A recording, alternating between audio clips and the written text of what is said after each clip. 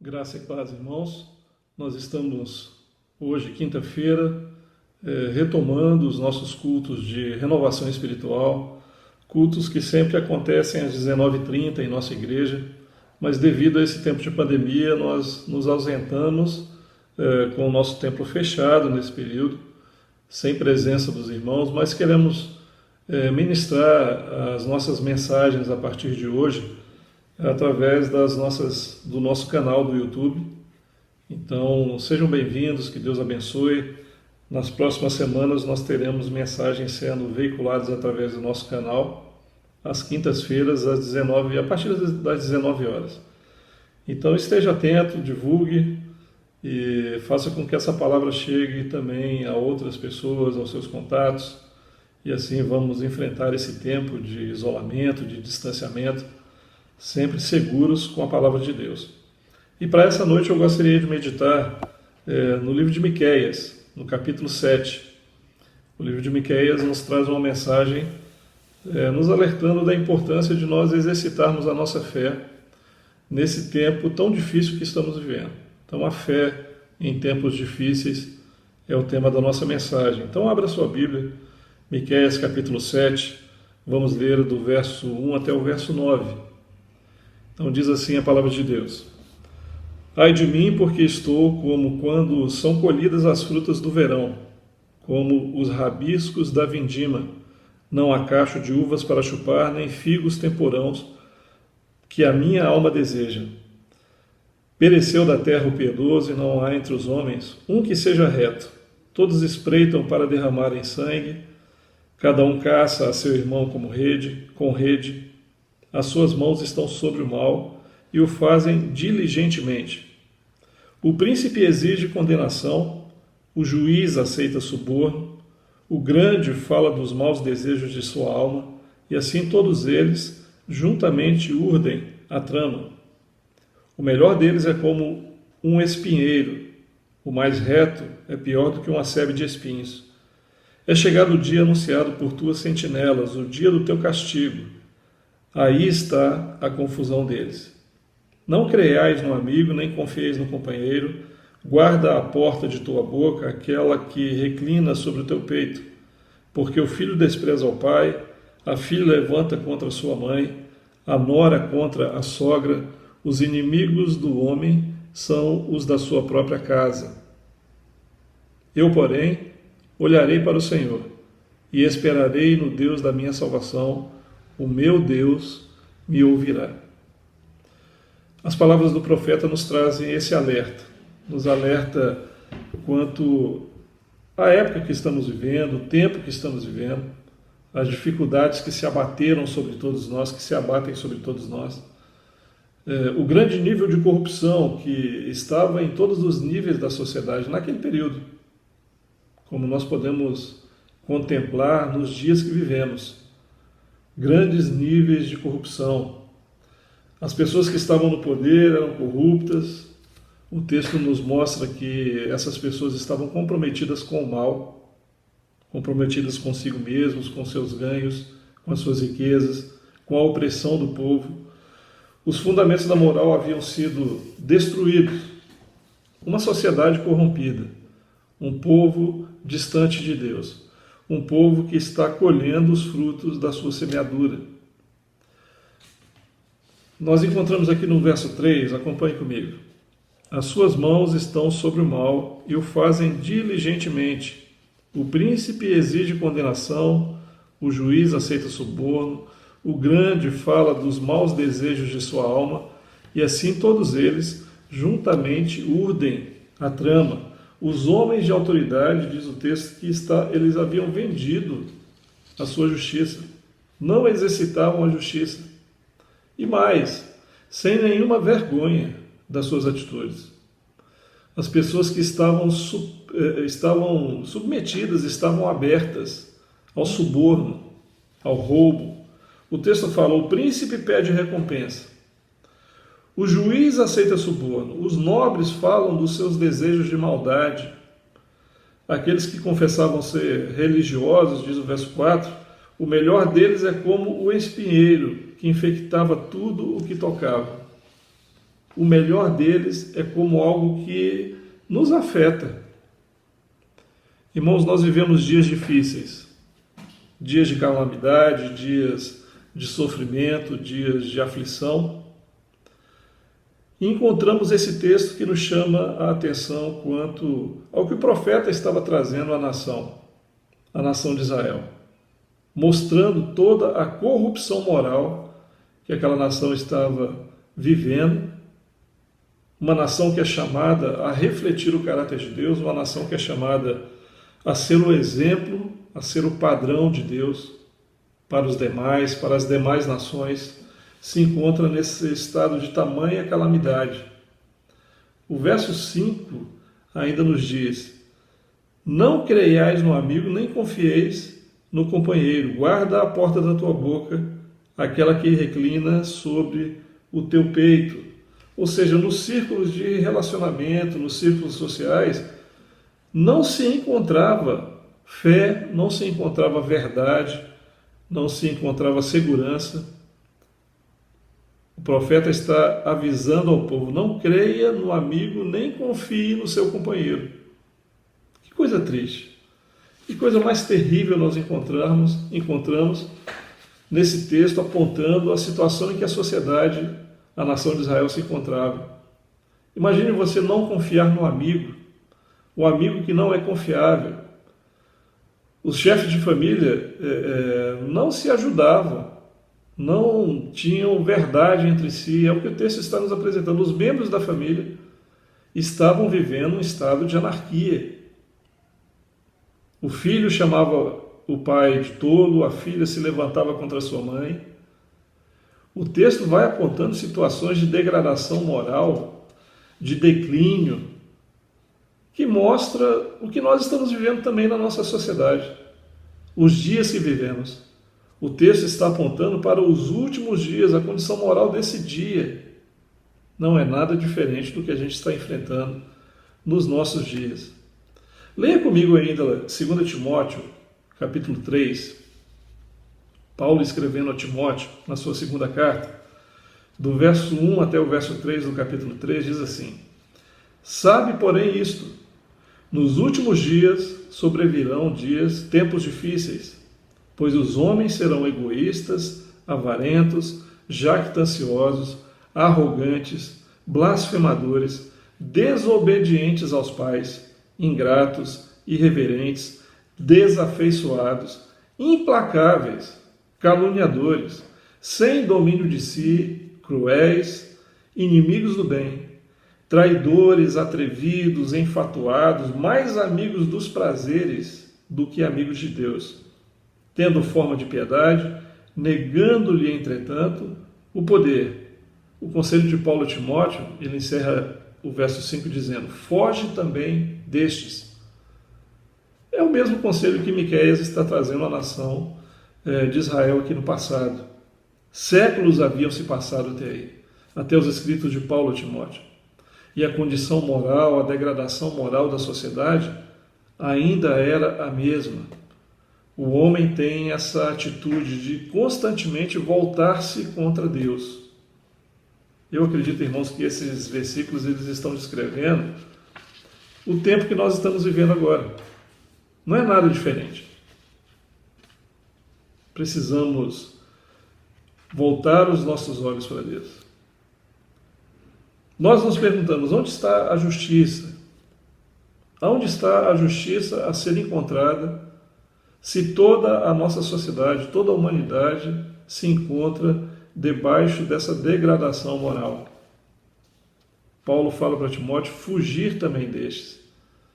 Fugir, afastar-se, não se moldar aos padrões que estão neste mundo, nesse século, nessa geração.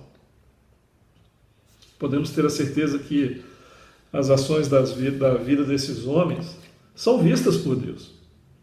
Deus não está alheio ao que está acontecendo na nossa nação, Deus não está alheio ao que está acontecendo nos governos do mundo, mas Deus está presente e agindo em favor do seu povo. Vai chegar o dia da visitação, essa é uma grande promessa que aguardamos, uma grande promessa bíblica que nós trazemos no nosso coração. Chegará o dia da visitação do Senhor. O profeta no passado já anunciava isso, Paulo anuncia isso. Os evangelhos anunciam o grande dia da visitação do Senhor. O Senhor virá e nós contemplaremos a justiça do Senhor. Miqueias está alertando o seu povo. Miqueias está alertando para que eles tenham um entendimento de que devem voltar as suas mentes, os seus corações a Deus, nesse tempo tão difícil que estão vivendo, naquele tempo, no tempo de Paulo, nos nossos dias também. O nosso socorro está em voltar os nossos olhos a Deus. Paulo e Miqueias estão falando de nós não buscarmos ajudas nas situações humanas, nas pessoas. O alerta de Miqueias ao povo é que eles não confiassem nos seus amigos, não confiassem nas pessoas que estavam ao seu redor, porque não eram confiáveis. Ele está chamando a atenção de que a nossa confiança deve estar depositada no Senhor, naquele que está acima de todo nome. A nossa fé precisa se voltar a Deus. E é isso que tanto Miqueias quanto Paulo estão falando para nós nesse dia. Nós podemos ver alguns apontamentos de Miqueias nesse texto. No verso 7, acompanhe a leitura comigo, ainda em Miqueias capítulo 7, agora no versículo 7. O que ele diz? Eu, porém, olharei para o Senhor. Eu, porém, olharei. Essa é uma firme decisão do profeta. Eu vou olhar para o Senhor. Não importam as circunstâncias, não importam o que está acontecendo ao meu redor, a atitude das pessoas, o comportamento das pessoas. Eu olharei para o Senhor. Irmãos, isso tem que ser uma decisão tomada por cada um de nós. As promessas de Deus nos encorajam, ainda hoje, nos encorajam a olhar para o alto, a olhar para o trono da graça, olhar para o Deus Todo-Poderoso que está cuidando de nós. Miqueias diz, eu, porém, olharei. O salmista, no Salmo 32, diz assim, verso 10, o ímpio tem muitas dores, mas aquele que confia no Senhor, a misericórdia o cerca. As misericórdias do Senhor se renovam sobre nós a cada manhã. A misericórdia do Senhor nos cerca. Cerca aquele que confia no Senhor. O salmista diz, o ímpio tem muitas dores, mas aquele que confia no Senhor, a misericórdia o cerca. Temos confiado no Senhor? Ou temos nos degladiado com relação à política que está acontecendo, à economia, tudo que estamos vivendo, estamos recebendo da mídia? A palavra do Senhor diz que nós devemos colocar os nossos olhos no Senhor. Faça como Miqueias nesse dia. Diga isso à sua alma. Eu, porém, olharei para o Senhor, o meu Deus, o Criador dos céus e da terra. O salmista ainda nos fala no Salmo 125, verso 1, aqueles que confiam no Senhor são como o monte Sião, que não pode ser abalado, mas permanece para sempre. Nós permaneceremos para sempre se estivermos firmados no Senhor. Salmo 28, verso 8. Eu estou citando alguns textos que trazem essa esperança ao nosso coração. Salmo 28, verso 8 diz assim: o Senhor é a força do seu povo, Ele é a fortaleza salvadora para o seu ungido. Fomos ungidos pelo precioso sangue de Jesus, o Espírito do Senhor habita em nós. Recebemos do poder do Senhor, o Senhor é a nossa força. O salmista está dizendo: o Senhor é a força do seu povo, Ele é a fortaleza salvadora para o seu ungido. Receba isso na sua vida nessa noite. Renove a sua fé no Senhor. Afinal de contas, o culto de quinta-feira tem essa temática de renovação espiritual. Eu preciso buscar essa renovação diária. Eu preciso buscar essa renovação a cada circunstância que abate a minha alma. Nós precisamos voltar os nossos olhos a Deus. Um último texto ainda para reforçar essa menção do profeta ao povo para olhar ao Senhor e confiar no Senhor. Salmo 91, verso 10 diz assim: nenhum mal te sucederá, nenhuma praga chegará à tua tenda. Nenhum mal, porque estamos cobertos pelo sangue de Jesus. Nenhuma praga chegará à tua tenda. Meus irmãos, nós estamos vivendo num mundo contaminado, num mundo cheio de pecados, num mundo cheio de investidas do inimigo e as suas artimanhas. Não somos deste mundo, mas estamos neste mundo. Vivemos num mundo de muitas enfermidades. O estar enfermo, ser afetado por alguma enfermidade, não quer dizer que você esteja distante de Deus, ou que seja Deus te castigando. Deus não nos castiga. Deus não castiga os seus filhos. Deus ama. Deus é amor. Deus age com juízo e com justiça sobre aqueles que o rejeitam. Mas aqueles que foram alcançados, ungidos pelo seu sangue, receberam do seu Espírito, têm a guarda do Senhor. Ainda que estejamos enfrentando enfermidades ou lutas ou batalhas, tristezas, angústias, perdas, nós temos que confiar no Senhor. A proposta do profeta é: eu olharei ao Senhor. Ele inicia o verso 7 do capítulo 7 de Miqueias dizendo: eu, porém, olharei para o Senhor. Miqueias disse ainda mais: vou esperar no Deus da minha salvação. Eu esperarei, eu vou olhar para o Senhor e esperarei no Deus da minha salvação. Esperar em Deus. O tempo de Deus é o melhor. O tempo de Deus é o ideal para as nossas vidas.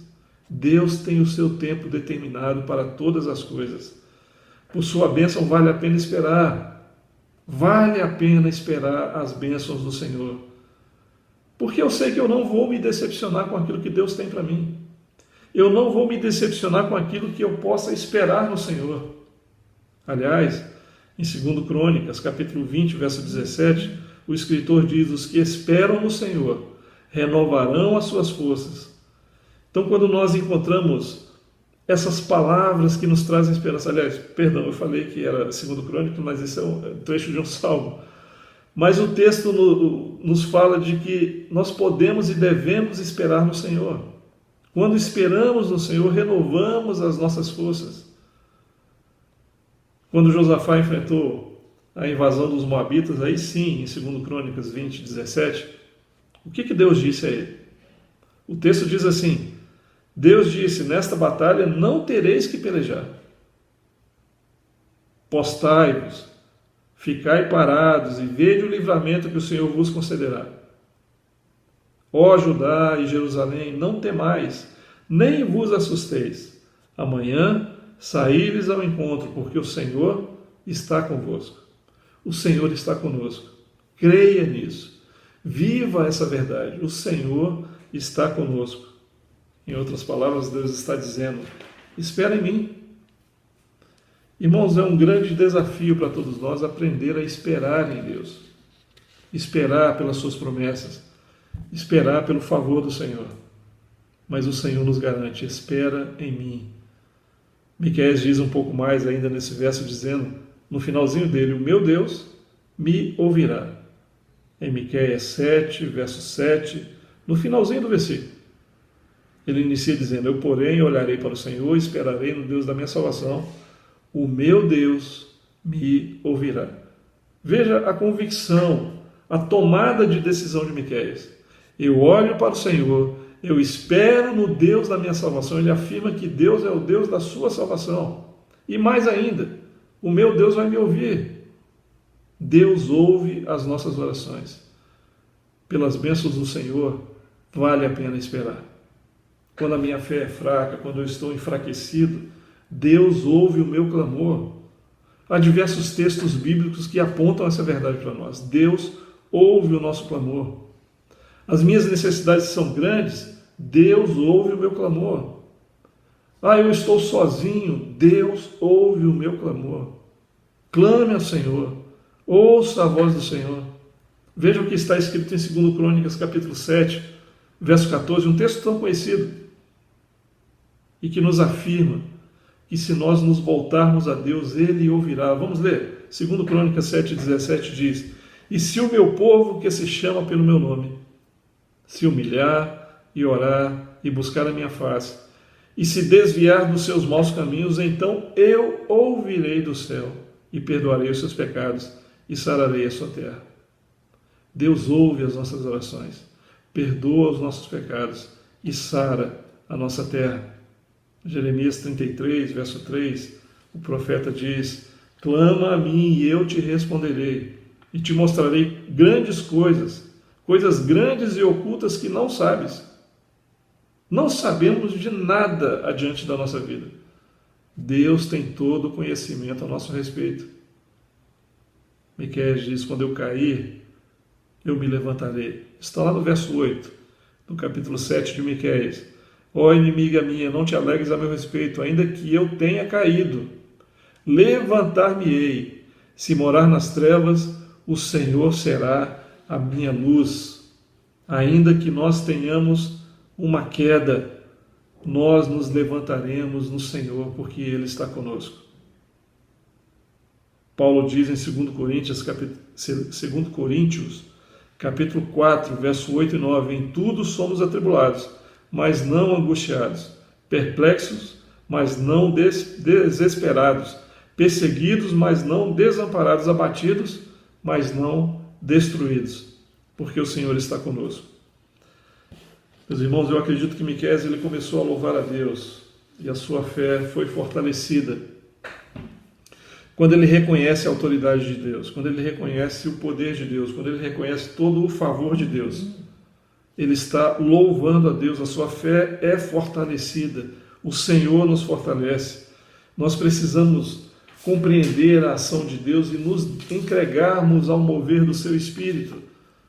Ele cuida de nós, Ele nos levanta, Ele nos ergue, Ele nos alimenta, Ele cuida de cada um de nós. Há uma luz, a luz do Senhor está sobre nós. Há trevas, há luz do Senhor presente, porque nós somos do Senhor. O Senhor é para nós essa luz, esse ponto de salvação, esse ponto seguro, esse porto seguro. Ele é a nossa fonte de vida, a nossa fonte de fé. Ele é a nossa salvação. Afirme isso como profeta, quando ele aponta os pecados da nação, ele encerra dizendo: a minha decisão. Assim como Josué fez junto ao seu povo, no final da sua vida, Josué afirma: eu e a minha casa serviremos ao Senhor. Miqueias agora está fazendo a mesma afirmativa, dizendo: eu, porém, olharei para o Senhor. Eu vou esperar no Deus da minha salvação. O meu Deus me ouvirá, creia nisso. Ele é a nossa justiça, nós vamos ver a justiça do Senhor. No verso 8 ele afirma isso: vamos ver a justiça do Senhor. Ele é a nossa luz, Ele é a nossa salvação. Louvado seja Deus, resista a todo mal, mantenha a sua fé viva nesses tempos difíceis, combata o bom combate, nós também vamos ver a justiça do Senhor, são promessas de Deus para nós. Receba essa palavra no seu coração nessa noite. Eu gostaria de orar, encerrando esse momento de reflexão, mas que você tenha essa fé renovada nessa noite. Renove a sua fé no Senhor, busque ao Senhor, confie no Senhor e tudo mais Ele fará. Vamos orar? Feche seus olhos, apresente a sua vida ao Senhor. Ó Deus, nós queremos te agradecer, Senhor, pela oportunidade de podermos compartilhar a tua palavra. Obrigado, Senhor, pois a tua palavra é viva, é eficaz, ela nos alimenta, Senhor, ela traz luz ao nosso coração. Pai, continua conduzindo as nossas vidas com o teu poder. Continua, Senhor, nos levantando pelo nome do Senhor. Ó Deus, ergue o teu povo, Senhor, faz com que aquele que está caído se levante nessa noite. Ó Deus, renova a fé dos teus filhos. Traz, ó Deus, a tua paz a cada coração, Senhor. Que possamos experimentar isso a cada dia, a cada manhã, entendendo que as misericórdias do Senhor estão sobre nós, sobre a nossa família, sobre a nossa nação. O Senhor está cuidando de nós. Pai, a tua justiça está sendo estabelecida nessa nação, Senhor. E nós cremos nisso. E clamamos, ó Pai, para que o Senhor complete a obra que o Senhor tem começado, ó Deus, em nossas vidas, em nossos lares, na nossa igreja. Que seja esse tempo, ó Pai, um tempo de despertamento, de crescimento espiritual. Ajuda-nos, ó Deus. Abençoa cada um dos nossos irmãos. E se há alguém nos ouvindo nessa noite que ainda não confessou a Jesus como Senhor, ó Pai, que entregue o seu coração ao Senhor, confessando a Jesus como o único e suficiente Salvador da sua vida. Que, ó Deus, nós tenhamos notícias de vidas salvas, de vidas rendidas aos pés do Senhor. Ajuda-nos, ó Deus. Traz a tua proteção sobre o teu povo, nós te pedimos. E nós te agradecemos, ó Deus. Em nome de Jesus. Amém. Amém. Eu gostaria de te encorajar a compartilhar essa palavra com a sua família, com seus contatos. Convide as pessoas a assistirem os nossos cultos na quinta-feira à noite, no domingo pela manhã, que estamos fazendo a nossa transmissão ao vivo. Já nesse próximo domingo, teremos aqui as nossas portas abertas para que os irmãos possam vir, os irmãos que não fazem parte do grupo de risco. Claro que com todas as normas de proteção, tudo aquilo que está sendo orientado, de higienização, de afastamento. Temos apenas 50 lugares, 50 assentos, fizemos uma boa separação das nossas poltronas, para que haja segurança, para que todos possam vir, aqueles que não fazem parte dos grupos de risco, e adorar ao Senhor conosco. Então, os nossos cultos presenciais, domingo pela manhã, às 10 horas da manhã, aqui na Terceira Igreja Batista de Belo Horizonte. E os nossos cultos da noite de domingo ainda estão sendo transmitidos através de gravação também. Então, acesse o nosso canal do YouTube, faça a sua inscrição no nosso canal do YouTube e assim nos ajude com o número de inscritos que precisamos atingir. Precisamos atingir 1000 inscritos para que a nossa transmissão alcance mais pessoas. Então nos ajude com isso. Divulgue, ministre a palavra do Senhor e que Deus o abençoe a sua vida, a sua casa, a sua família, em nome de Jesus. Vamos nos despedir nesse momento com a bênção pastoral.